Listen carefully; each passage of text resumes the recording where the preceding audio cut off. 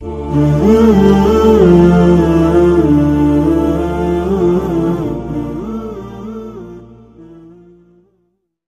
پہلے فاتحہ ہے. فاتحہ کا معنی ہے کھولنے والی، چونکہ وہاں سے قرآن کھلتا ہے، شروع ہوتا ہے. اور فاتحہ کے بعد جو پہلی سورت ہے وہ البقرہ. اور البقرہ میں پہلی بار جب اللہ تعالیٰ نے ماں اور باپ کا ذکر کیا، کوئی بھی کتاب ہو نا، اس میں پہلی بار ذکر ڈھونڈے کسی بھی شے کا، تو وہاں اللہ تعالیٰ نے کیا فرمایا؟ سورۃ البقرہ کی آیت نمبر 83 ہے. وہاں اللہ فرماتا ہے وَإِذْ أَخَذْنَا مِيثَاقَ بَنِي إِسْرَائِيلَ لَا تَعْبُدُونَ إِلَّا اللَّهَ وَبِالْوَالِدَيْنِ إِحْسَانًا. اب یہ قرآن مجید کا پہلا مقام ہے جہاں ماں باپ کی بات آئی ہے. سورۃ البقرہ میں پہلے پارے اللہ نے فرمایا جب قرآن کھولو تو قرآن میں اگر ماں باپ کے بارے میں پڑھنا ہے تو پہلا حکم جو آیا وہ ہے وَبِالْوَالِدَيْنِ إِحْسَانًا، کہ ماں اور باپ دونوں کے ساتھ تم نے احسان کرنا ہے. اب یہاں احسان کہے کہ اللہ تعالیٰ نے آگے اس کی تفصیل کوئی نہیں بتائی کہ احسان میں کیا ہے. یہ لفظ احسان آپ سنتے رہتے ہیں نا، آپس میں بولتے بھی ہیں. آپ کہتے ہیں فلاں کا مجھ پہ بڑا احسان ہے، یا کوئی آپ نے بھلائی کرے تو آپ کہتے ہیں تو نے مجھ پہ بڑا احسان کیا ہے. یا پھر کبھی کسی سے بات کرتے ہوئے کہتے ہیں جی فلاں کوئی بات کر رہا ہوں، آپ کہتے ہیں کون سا کہ تو نے مجھ پہ احسان کیا ہے. یہ لفظ آپ مختلف انداز سے اپنے علاقے میں بھی بولتے ہیں، گھر میں بھی بولتے ہیں. تو یہ لفظ کیونکہ عربی زبان کا ہے، ہمارے ہاں جو اس کا معنی ہے وہ اور سمجھا جاتا ہے، اور جو اللہ نے اس کا معنی بتایا وہ اور ہے. اب اس کا میں معنی بھی آج آپ کو عرض کروں گا. تو پہلا مقام جہاں اللہ نے ماں باپ کی بات کی، وہاں اللہ نے فرمایا ماں باپ کے ساتھ احسان کرو، وَبِالْوَالِدَيْنِ إِحْسَانًا. اب اس کے بعد احسان کیا ہے اس پوری آیت کو پڑھ کے دیکھیں. آگے اس احسان کا اللہ نے مزید تفصیل نہیں بتائی، اتنی بات کر کے آگے بڑھایا وَذِي الْقُرْبَى وَالْيَتَامَى وَالْمَسَاكِينِ وَقُولُوا لِلنَّاسِ حُسْنًا. تو آگے اللہ تعالیٰ نے باقی طبقے ان کا ذکر کیا، لیکن احسان کی تفصیل کوئی نہیں ہے. دوسرا مقام جہاں اللہ نے ماں باپ کا ذکر کیا وہ پارہ نمبر 5 ہے. سورۃ کا نام ہے نساء، آیت نمبر 36 ہے. وہاں اللہ تعالیٰ نے پھر ماں باپ کی بات کی، فرمایا وَاعْبُدُوا اللَّهَ وَلَا تُشْرِكُوا بِهِ شَيْئًا وَبِالْوَالِدَيْنِ إِحْسَانًا. اب یہ دوسرا مقام ہے. تو اگر یہاں بھی قرآن کھول کے دیکھیں تو یہ بات کہے کہ اللہ نے کہ ماں باپ کے ساتھ احسان کرو، باری تعالیٰ وہ احسان ہے کیا، یہاں بھی تفصیل نہیں بتائی. آگے پھر باقی طبقے گنوائے، اللہ نے احسان کی شرح نہیں کی. تیسرا مقام پھر جہاں اللہ تعالیٰ نے ماں باپ کے ساتھ احسان کی بات کی ہے وہ آ جائے، وہ سورۃ اسراء ہے جسے سورۃ بنی اسرائیل بھی کہتے ہیں، 15ویں پارے میں، جس کی 2 آیتیں میں نے آپ کے سامنے پڑھی ہیں. یہاں آ کر اللہ تعالیٰ نے پھر اس احسان کی تفصیل بتا دی. وہ احسان ہے کیا جو کرنا ہے، وہ کیا ہے احسان؟ اللہ بتاتے ہیں وَقَضَىٰ رَبُّكَ أَلَّا تَعْبُدُوا إِلَّا إِيَّاهُ وَبِالْوَالِدَيْنِ إِحْسَانًا. اب یہ 3 مقام میں نے آپ کے سامنے پڑھے قرآن مجید کے، اور تینوں پر اگر آپ دیکھیں تو پہلی بات اللہ نے اپنی کی، اور اپنے بعد اللہ نے کسی اور کی بات نہیں کی، سیدھا ماں باپ کی بات کی ہے. تینوں مقام پہ فرمایا کہ وَقَضَىٰ رَبُّكَ أَلَّا تَعْبُدُوا إِلَّا إِيَّاهُ. اے حبیب، آپ کے رب نے یہ فیصلہ کر دیا ہے کہ اس کے سوا کسی اور کی عبادت نہیں کرنی، اور رب کی عبادت کے بعد جو کرنے والا کام ہے وہ کیا ہے؟ وَبِالْوَالِدَيْنِ إِحْسَانًا. وہ ماں باپ کے ساتھ احسان کرنا ہے. یہاں بھی اور 5ویں پارے میں بھی، سورۃ نساء میں بھی وَاعْبُدُوا اللَّهَ وَلَا تُشْرِكُوا بِهِ شَيْئًا. اللہ کی عبادت کرو، اس کے ساتھ کسی اور کو شریک نہ ٹھہراؤ. اللہ کی عبادت اور شرک کی نفی کے بعد اگر کوئی کرنے والا کام ہے وہ کیا ہے؟ وَبِالْوَالِدَيْنِ إِحْسَانًا. ادھر بھی والدین کی بات جو پہلا مقام پڑھا اس کو بھی پڑھ کے دیکھیں، وہاں بھی اللہ یہی بات کرتا ہے وَإِذَا أَخَذْنَا مِيثَاقَ بَنِي إِسْرَائِيلَ لَا تَعْبُدُونَ إِلَّا اللَّهَ. اللہ کی عبادت نہیں کرنی، وَبِالْوَالِدَيْنِ، اللہ کے سوا کسی اور کی عبادت نہیں کرنی، اور اللہ کی عبادت کے بعد کرنے والا کام کیا ہے؟ وَبِالْوَالِدَيْنِ إِحْسَانًا. ماں باپ کی بات کی ہے، باقی سارے رشتے ہر شے بعد میں. اب رشتہ دار بھی ہیں، ان کے بھی تو حقوق ہے نا. बहन भाई है आपके बाकी कजन्स हैं, बाकी पड़ोसी है, रिश्तेदार है, वो सारी कुरान की तरतीब देख ले। बिल वालिदैन एहसान, माँ बाप के साथ एहसान करना है, फिर किसी साथ करना है, वज़िल कुर्बा, फिर कराबतदारों के साथ एहसान करना है, वल यतामा वल मसाकीन, यतीमों का जिक्र भी बाद में, मिस्कीनों का जिक्र भी बाद में, कराबतदारों का जिक्र भी बाद में। कराबतदारों में कौन कौन शामिल है? आपकी बीवी, आपके बच्चे, आपके भाई, आपकी बहन, आपके बाकी रिश्तेदार, वो सारे कराबतदार हैं। तो अल्लाह बता रहा है कि बीवी भी बाद में, माँ बाप का हक पहले, तेरे बच्चे भी बाद में, माँ बाप का हक पहले, रिश्तेदार सारे बाद में, माँ बाप के साथ एहसान पहले। ये तरतीब है। अल्लाह ताला ने माँ बाप का हक हमेशा पहले रखा, बाकी सारे रिश्तेदार, अहबाब, पड़ोसी, हर शय। बल्कि एक और आपको बात बताऊं, वो पहले मकाम को अजय मैंने 3 ये तबके आपको बताए ना, ज़िल कुर्बा वल यतामा वल मसाकीन, के कराबतदार भी, रिश्तेदार भी, मसाकीन भी, इनका हक बाद में, माँ बाप पहले। अगला जो लफ्ज है अल्लाह फरमाता है वक़ूलू लिन्नासि हुस्ना, कि बाकी जितने भी अल्लाह फरमाते हैं बंदे हैं मेरे, उनके साथ मीठा बोल बोलो। इसमें यह भी नहीं फरमाया वक़ूलू लिल मुस्लिमीन हुस्ना या वक़ूलू लिल मुमिनीन हुस्ना, कि ईमान वालों से मीठा बोल बोलो या मुसलमानों से मीठा बोल बोलो। अल्लाह कहता है मुसलमान हो या ना हो, लेकिन जब भी तूने बोलना है तो बोल तेरा मीठा हो, हर एक से मीठा बोल। अब देखें कि माँ बाप का जिक्र पहले हो गया, कराबादार बाद में, यतीम उसके बाद, मिस्कीन उसके बाद, और आम लोग भी हो गए जो मुसलमान है या गैर मुस्लिम है। अब क्या रह गया? सारे तबके तो हो गए। अब कुरान खोल के देखें, अगला जो तबका है अल्लाह ताला फरमाता है वक़ूलू लिन्नासि हुस्ना, ये कहकर अल्लाह फरमाता है व अक़ामस सलाता, अब नमाज पढ़ो, व आतज़ ज़काता, अब ज़कात दो। ये पहला पारा है कुरान का, खोल के देख ले। अल्लाह ताला ने नमाज को भी बाद में रखा, इससे भी पहले अल्लाह ने आम लोगों के हकूक को रखा, पड़ोसियों के हकूक को रखा, रिश्तेदारों के हकूक को रखा, कराबतदारों के हकूक को रखा, और उनसे भी पहले अल्लाह ने माँ बाप के हकूक को रखा। यानी माँ बाप पहले, नमाज भी बाद में, रिश्तेदार उनका हक पहले, नमाज भी बाद में, ज़कात भी बाद में। तो नमाज जैसी इबादत को अल्लाह ताला तरतीब में 7वें नंबर पे रख रहा है, 7वें नंबर पे, और उससे भी पहले अल्लाह ताला ने ये सारी, अब देखें ना, हकूक है ना, अदा करने हैं, माँ बाप के भी है, रिश्तेदारों के भी है, पड़ोसियों के भी, यतीमों के भी, मिस्कीनों के भी, और आम लोगों के भी, ये सारे हकूक है। अब इनकी तरतीब भी है जो अल्लाह ने बताई है। अब देखें, नमाज को अल्लाह ने रखा 6ठे नंबर पे, ज़कात को 7वें नंबर पे, और उससे पहले 6 और है।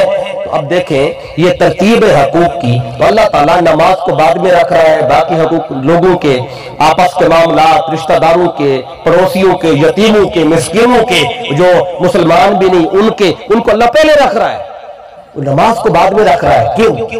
अल्लाह ने हमें ये राज समझाया है कि मैंने हकूक भी तुम पे लाजिम किए, उनकी तरतीब भी तुम्हें बताई है। तो अल्लाह की बताई हुई जो तरतीब है वो और है, और जो लोगों की बनाई हुई तरतीब है वो और है। आज जितनी तवज्जो नमाज पे दी जाती है, क्या उतनी तवज्जो लोगों के हकूक पे दी जाती है? क्या उतनी तवज्जो यतीमों पर, फकीरों पर, मिस्कीनों पर, उन पर भी दी जाती है?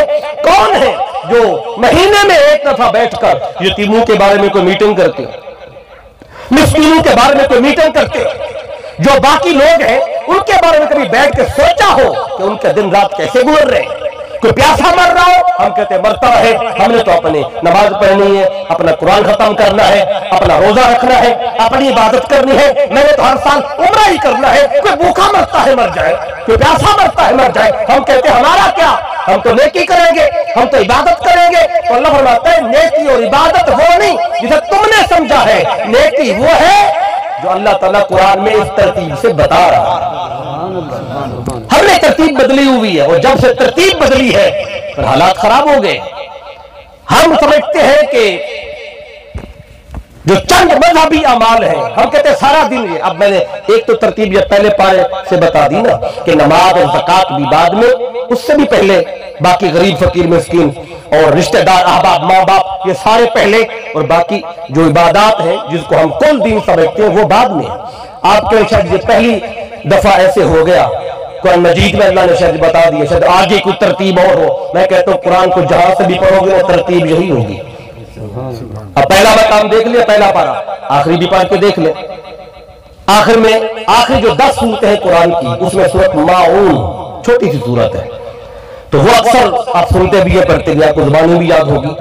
اس میں اللہ تعالیٰ نے دین کی بات کی ہے. دین کیا ہے؟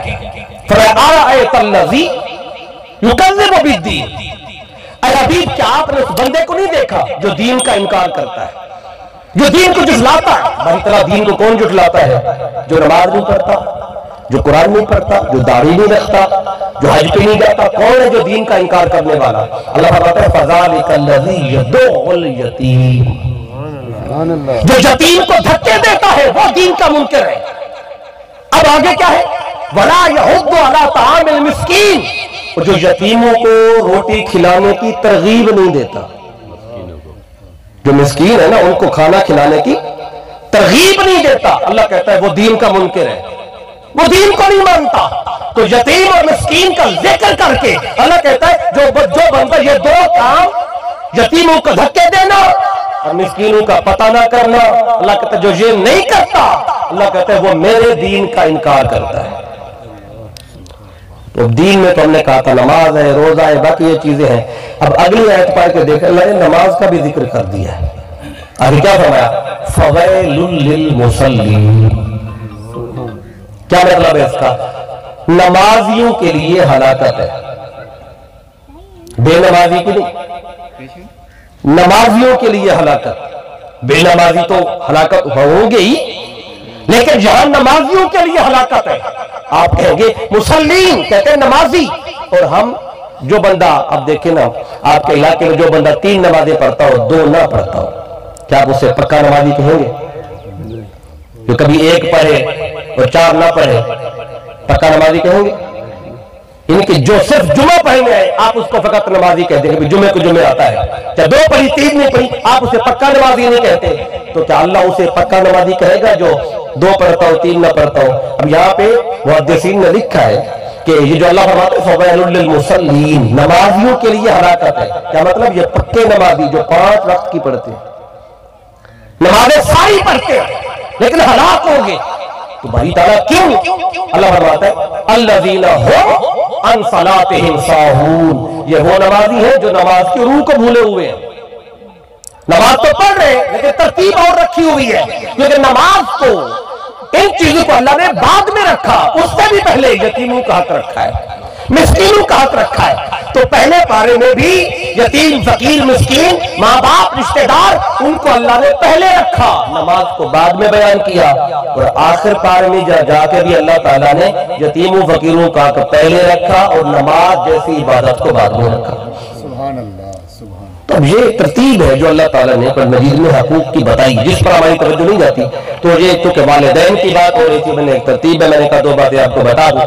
تو قرآن مجید میں جہاں بھی اللہ بات کرتا ہے وَبِالْوَالِدَيْنِ احسانا، کہ ماں باپ کے ساتھ احسان کرو.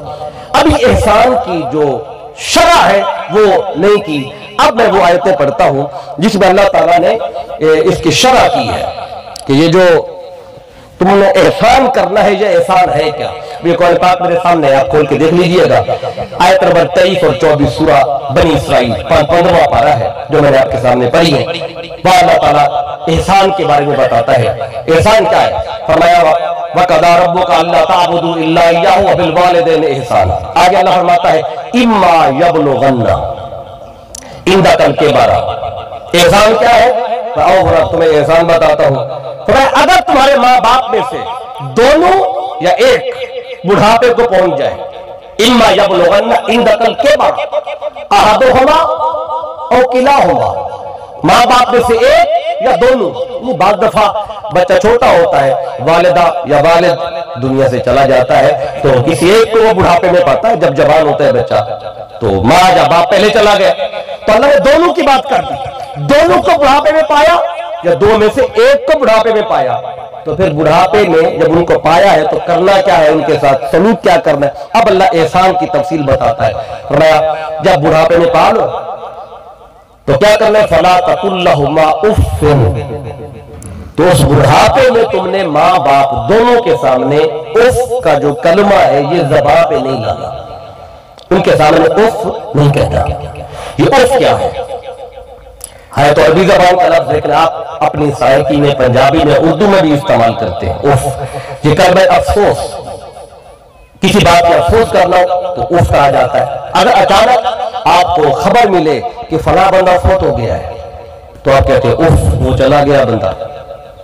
اور اگر آپ بازار جا رہے ہو، گھر والے کام بتائیں آپ کو کہ یہ چیز لانی ہے، یہ لانی ہے، یہ لانی ہے، تو 5-6 چیزیں بتائیں، جب آپ گھر واپس آئیں تو 5 میں سے 4 چیزیں لے آئیں اور 5ویں چیزیں بھول آئیں، تو آپ کی والدہ آپ سے کہتی ہے وہ میں نے یہ 6 بھی کہی تھی، تو آپ کہتے ہیں اف، وہ تو میں بھول گیا۔ اف کا کلمہ آپ اظہار افسوس کے لیے بولتے ہیں۔ تو اللہ فرماتا ہے ماں باپ دونوں کے سامنے کبھی بھی ان کی کسی بات پر، ان کے کسی فیصلے پر تو نے کلمہ اف اپنی زبان پہ لانا ہی نہیں ہے۔ کب؟ جب وہ بوڑھے ہو گئے ہو۔ ماں باپ جوان ہو تو پھر کوئی ان کے سامنے سر نہیں اٹھاتا۔ باپ کی عمر 40 سال ہو، 45 سال ہو، 50 سال ہو، باپ جوان ہو اور کما رہا ہو اور خرچہ دے رہا ہو، تو اولاد کو جرأت نہیں ہوتی کہ باپ کے آگے آنکھ اٹھائے۔ آنکھ تب اٹھاتے ہیں اور انسان کے انداز اور تیور بدلتے تب ہے جب باپ بوڑھا ہو جائے اور کمانے کے قابل نہ ہو اور کمانے والا خود بندہ بن جائے۔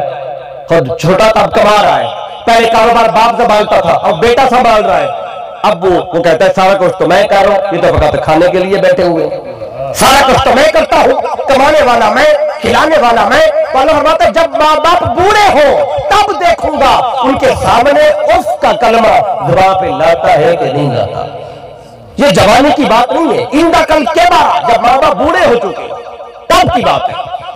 اف نہیں کہنا یہ پہلی چیز ہے احسان میں، کہ احسان کیا ہے۔ اللہ کہتا ہے ماں فیصلہ کرے، کوئی باپ فیصلہ کرے، اور وہ پڑھے نہیں پڑھ سکے، وہ دور ایسا تھا، اور آپ آج MA کر گئے، PhD کر گئے، علم حاصل کر گئے، اور آپ باپ کو فیصلہ کرے، آپ کہتے ہیں ابا جان آپ تو پرانے زمانے کے بندے ہیں، آج زمانہ بدل گیا ہے، آج جدید دور ہے، آپ پرانی باتوں کو لے کے بیٹھے ہیں۔ آپ کہے جی آپ کے ان باتوں پر، ان فیصلوں پر آپ کہے جی مجھے افسوس ہے۔ اللہ کہتا ہے خبردار، باپ جو بھی فیصلہ کرے، ماں جو بھی فیصلہ کرے، تو جتنا بھی پڑھ گیا ہے لیکن ان کے کسی فیصلے کے سامنے اس کا کلمہ زبان پہ لانا ہی نہیں۔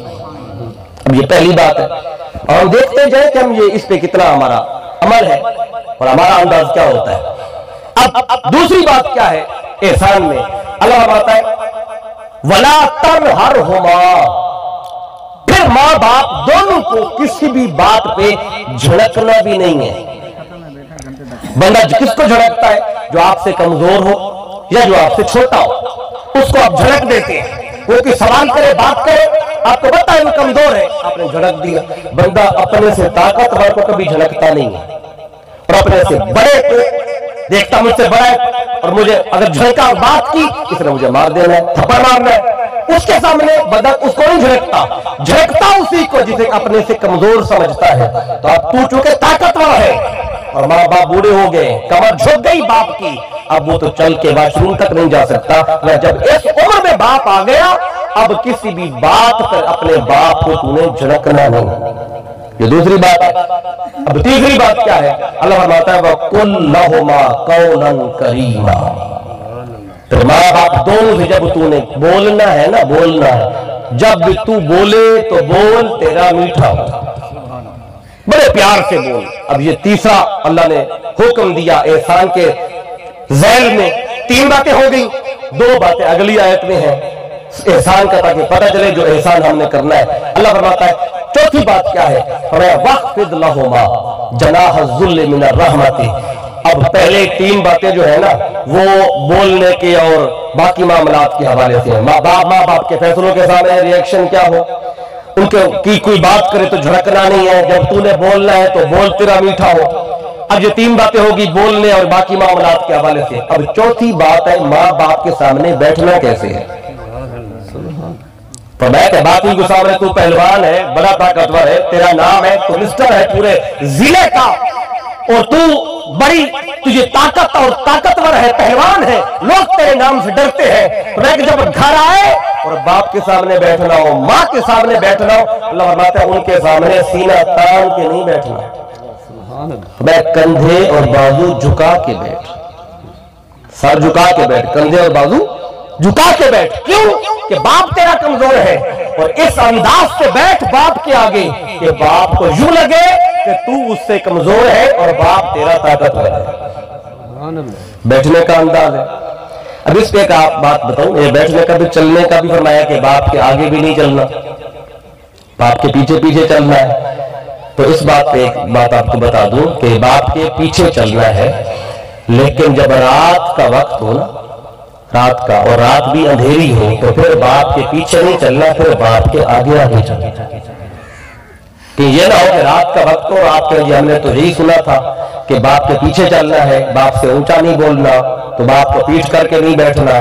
तो अब ये बातें आपने सुनी, रात का वक्त हो, रात भी अंधेरी हो, चांद के शुरू के दिन हो या चांद के आखिरी दिन हो और रात अंधेरा होता है, तो बाप से कहें जी आप आगे चलें, और उसकी उम्र ज्यादा हो चुकी है वालिद की, और आंखें उतनी ताकत से नहीं देख सकती जैसे जवानी में देखती थी, तो आप उस वक्त कहेंगे बाबा जान से आप आगे चले, मैं आपके पीछे चलूंगा। तब ऐसा नहीं करना। तब आका फरमाते जब रात का वक्त हो, बाप बूढ़ा है, तो फिर आपने आगे चलना है, ताकि अगर कोई आगे कोई खतरनाक शय है तो उसका सामना आपसे हो, आपके बाप से ना हो, ताकि बाप महफूज रहे, बाप की हिफाजत रहे। तो फरमाया कि उनके आगे बैठना कैसे? जिल्लत के साथ, बाजू और कंधे झुका के बैठो। अब ये चार बातें होगी माँ बाप की जिंदगी के हवाले से, बोलना कैसे, बैठना कैसे, इंटरेक्शन क्या, फैसलों के सामने क्या। अब पांचवी और इस आयत में जो आखिरी बात अल्लाह ने बताई वो माँ बाप की जिंदगी में भी है, उनकी वफात के बाद भी है। वो क्या है? उसमें अल्लाह ताला ने माँ बाप के लिए दुआ करना सिखाया है कि माँ बाप के लिए दुआ कैसे करनी है। आप कहें जी दुआ का भी कोई तरीका है? हाँ, अल्लाह ने माँ बाप के लिए दुआ का भी एक तरीका बताया है, कैसे दुआ मांगनी है। सुने, अल्लाह फरमाता है वक़ुर रब्बिरहमहुमा कमा रब्बयानी सगीरा। फरमाया के अंदाज बता दिया कैसे माँ बाप के सामने बैठना है, कैसे चलना है, कैसे बोलना है, रिएक्शन क्या हो फैसलों के आगे, तो वो सारी बातें कर लो। अब क्या करना है? अब तुम अपने माँ बाप दोनों के लिए अल्लाह फरमाते हैं मुझसे दुआ मांगो। कैसे दुआ मांगे? रब्बे, ऐ हमारे रब, ए हम हुमा, मेरे माँ बाप दोनों पे रहम फरमा। अब आगे यहां तक बात होती रहम फरमा, तो बात मैं यहां तक करता है। अल्लाह ने आगे अंदाज बताया, मैं कमा रब्बयानी सगीरा, मेरे माँ बाप पे वैसा रहम कर जैसा उन दोनों ने मुझ पे बचपन में रहम किया था।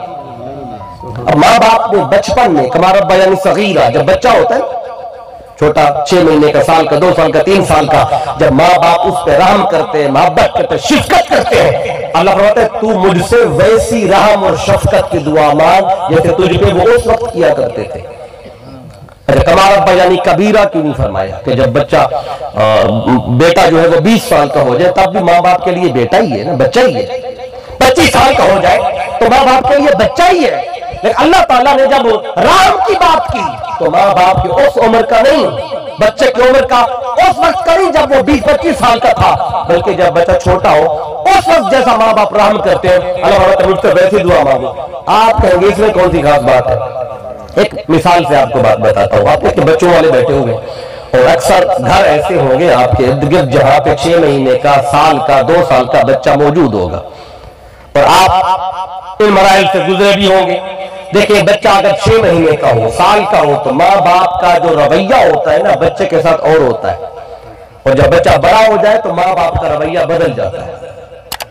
6 महीने का बच्चा हो ना, तो 6 महीने का बच्चा वो चीजों को पकड़ना वो शुरू करता है। 5 महीने का कोई भी चीज देंगे वो पकड़ेगा।